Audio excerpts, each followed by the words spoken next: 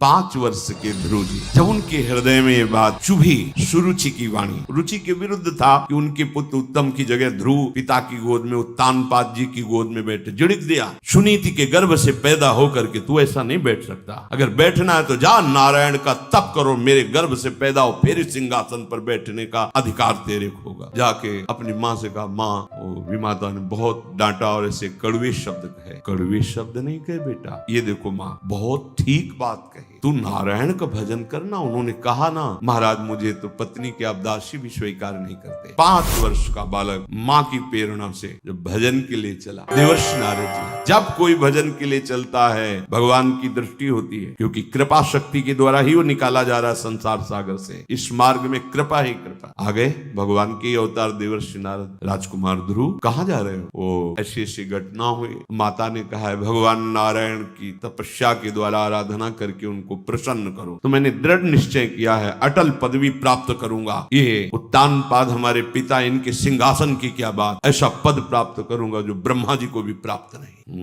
नहीं, सिंहासन की बात अभी मैं चलता हूं, और हमारी आज्ञा महाराज उत्तानपाद नहीं टाल सकेंगे, और आपको तत्काल अभी युवराज पद पर विराजमान कर ले। और प्रसन्नता हुई, अरे अभी तो हरि की तरफ कदम बढ़े, तो जहां गोद में नहीं बैठालने की बात थी वहां युवराज पद की बात आ गई, अर्थात राजा हम ही बने। नहीं, अब तो वापस हो ही नहीं सकते। तो उन्होंने कहा हमारा स्वभाव क्षत्रिय स्वभाव, एक बार जो ठान लिया सो ठान लिया प्रभु, अब तो मैं नगर को वापस नहीं हो सकता। 5 वर्ष के हैं, इसीलिए उनका यश गाया जाता है। अब मैं नगर को वापस नहीं हो सकता बिना नारायण की प्राप्ति के। नहीं, अगर आप जंगल में जाते हैं तो वहां शेर हैं, भालू हैं,